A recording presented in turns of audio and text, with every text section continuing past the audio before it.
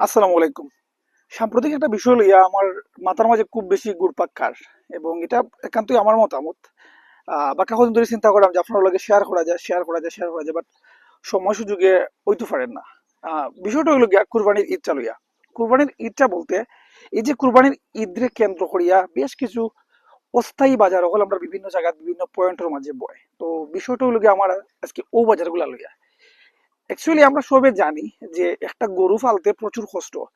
যে বা যারা গরু ফালে এবং যে বা যারা গরুগুলারে মোটা তাজা করে বড় করে যে কেউ হইতে পারে, একটা হোক, 10টা হোক, 5টা হোক, যে বা যারা ফালে তারা ডেফিনেটলি টাকা খরচ করে শ্রম দিয়ে বিনিময়ে তারা বালা একটা অ্যামাউন্টে তারা বিক্রি করতো। বিক্রি করিয়া এর থেকে মনে হোক তারা প্রফিট পাইয়া তারা যে দৈনন্দিন যে অসুবিধাগুলো আছে, অভাবগুলো আছে, ওগুলা পূরণ করতো। এখন গেল ই স্টোরি। এখন বাজারের যে স্টোরিটা হইলো, মনে করুকা সাপোজ আমি একটা গরু ফাললাম। আমি গরু ফালছি, আমি বহুত কষ্ট করিয়া গরুটা ফালছি। গরুটার তলে আমি শ্রম দিছি, টেকা দিছি, সপ্তাহ দিছি। আমি যখন গরুটা ফালছি, একটা গরু ফালতে 2 বছর, কেউ 3 বছর, কেউ 4 বছর পর্যন্ত সময় দিছে। এই 2 বছর, 3 বছর কিংবা 4 বছর কোনো একটা বাজারওয়ালায় বা ইজারাদার যারা বাজার ইজারা রাখে যারা বাজার বয়, এরা 3 বছরের মাঝে 2 বছরের মাঝে একটা দিন কি আমার খবর লইছে না, জিজ্ঞাসা না আমারে যে ভাই আপনার গরু যে খাওয়াইরা গাছ টাছ ঠিক মতো খাননি, গুড়া টুরা আসেনি, টাকা পয়সা আসেনি, আমরা কিছু আপনারা দিতাম নি?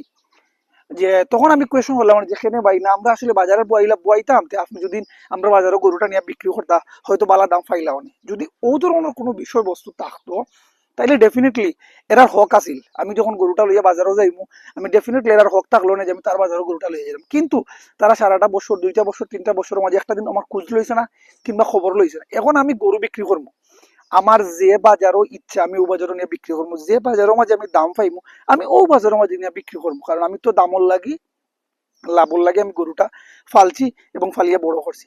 এখন আমি লইয়া আইতে সময় বিভিন্ন পয়েন্ট হলো যে অস্থায়ী বাজার হল বয়। আমি রিসেন্টলি বেশ কয়েকটা বাজারের মাঝে ঘুরাঘুরি করছি গরু কিনবা লাগি, আহ অথবা গরু দেখার লাগি গেছিলাম। কিন্তু দেখার পরে যে বিষয়টা আমার কাছে খুব বেশি কষ্ট লাগছে, একটা মানুষের গরু লইয়া যায় 2টা 3টা 4টা 5টা কিংবা একটা সিঙ্গেল, এই গরুগুলারে যে পরিমাণ মানে চাঁদাবাজি হলো লাগান জায়গার মাঝে আটকাইয়া যে না তুমি এই বাজার ছাড়া গরু তুলতে পারতে না, ও বাজারও তুলো, খেনে গরু তুলতে হয় না।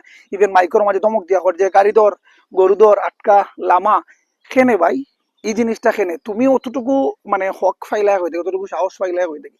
আমার গরু আমি যেন ভালো লাগে বিক্রি করবো, আমার যে বাজারও মনে লাগে লইয়া যাবো। তুমি বাজার বইছো, ওকে ওয়েল, এটা ভালো জিনিস। বাজার বইছো, যত বেশি বাজার বইবো তত বেশি কাস্টমার যাইব, ক্রেতা যাইব। এখন তুমি এমন এক জায়গায় বাজার বইছো যে বাজারের মাঝে কাস্টমার তো দূরের কথা, কুত্তাও একটা যান না। এবং যে জায়গায় কুত্তাও একটা যান না, এই জায়গায় আমার গরুর দাম করতো কি গিয়ে? মানুষ তো দূর কথা, কুত্তা যখন যান না আমার গরুটার দাম করতো কে? আমি যদি গরুটা সাপোজ আমার সিলেটর লাগি, আমি যদি হাজির বাজার গরুটা লইয়া যাই, আমি এটা ন্যায্য দাম পাইবো। কিংবা যে বাজারগুলা ফেমাস আছে বা স্থায়ী যে বাজারগুলো, এগুলোর মাঝে তো লইয়া যাই, আমি ডেফিনেটলি ভালো একটা মূল্য পাইবো। কিন্তু তোমার এই অস্থায়ী বাজারে লইয়া বোয়ার কারণে কাস্টমার আন না। এখন তুমি আমার বইয়া রাখতে রাখতে কোনো অবস্থায় আমার আইবারও দিলায় না। একবারে লাস্টের দিন মানে আরফার রাইত শেষ মুহূর্তে তুমি আমারে, আমি বাজার থেকে জোরপূর্বক তোমার কাছ থেকে লইয়া আইমু গরুটা। কিন্তু আবার পরে দেখা যাইব আমি গরুটা যদি 1 লাখ টাকা বেচার খেয়াল থাকে, আমি ওই গরুটা বাধ্য হইয়া শেষ মুহূর্তে 70,000 কিংবা 80,000 টাকা মানে বিক্রেতা মানে বেচা লাগে। তো এই যে 20,000 টাকা কিংবা 25,000 টাকা লসটা খাইলাম, এই লসর যে দায়ভারটা খেয়ে নিব। তাহলে ডেফিনেটলি এই লসের দায়ভার তুমি নিতে হইব। প্লাস এই আমার যে অভিশাপটুকু, আমার ফ্যামিলির যে অভিশাপটুকু সম্পূর্ণটা তোমার উপরে যাইব। তাইলে এই যে বাজার বইয়ে যে 2টা টাকা তুমি প্রফিট করবা, এই বাজার বইয়ে যে 2 টাকা প্রফিট করতে আসলে এই প্রফিট থেকে কতটুকু লাভবান হইবা হইতে পারে আমরা সাময়িক হয়তো দেখা যাইতে পারে 2 লাখ 4 লাখ 5 লাখ করিয়া জনের বাটো ফড়ি গেছে। কিন্তু end of the time, end of the স্টোরিত গিয়া দেখবা তুমি এই 5 লাখ টাকার বিনিময়ে এই যে মানুষটার অভিশাপটা লইছো, তোমার কত 5 লাখ যে কত মুখা যাইব কল্পনা করতে পারতা না। তো যার কারণে ভাই আমার মেসেজটুকু হইলো গিয়া, যে বাজার অস্থায়ী বাজার হল বুয়াইন, আল্লাহর ওয়াস্তে মানুষগুলারে হয়রানি করবা না, মানুষগুলারে কষ্ট দিবা না। অনেক মানুষগুলা খান্দে, আসমানে দিয়ে চাইয়া খান্দে, মাটি মুখে চাইয়া খান্দে। এমনও তো হাদিস আছে যখন কোনো মজলুমে আসমান দিছে আল্লাহ দিছে ফরিয়াদ করে, তখন সরাসরি কবুল হয়ে যেতে পারে।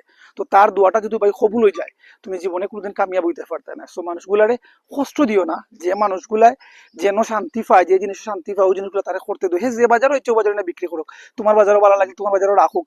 লামাইছে 2 ঘন্টা তার মানে বালা বালা লাগেন না, যে তোকে তারা তুমি ওয়েল শাড়ি দো, রিকোয়েস্ট করতে পারো গাড়ি একটা রাটকাইয়া যে ভাই আমরা একটা বাজার বয়াইছি, আপনার যদি গরুটা আমাইন হয়তো বিক্রি হইতে পারে আপনার গরুটা বালা দামে, বা যদি বিক্রি না হয় আপনার যে বাগিনে লইয়া তার যদি ইচ্ছা এলো ওই, তাহলে তুমি তারে বালা কথা তুমি তারা লামাইতে পারো, আর যদি ইচ্ছা লয় না তুমি তো তার জোর করি তো লামানির কোনো রাইট তোমার নাই। So please be careful, be careful, be careful. আসসালামু আলাইকুম।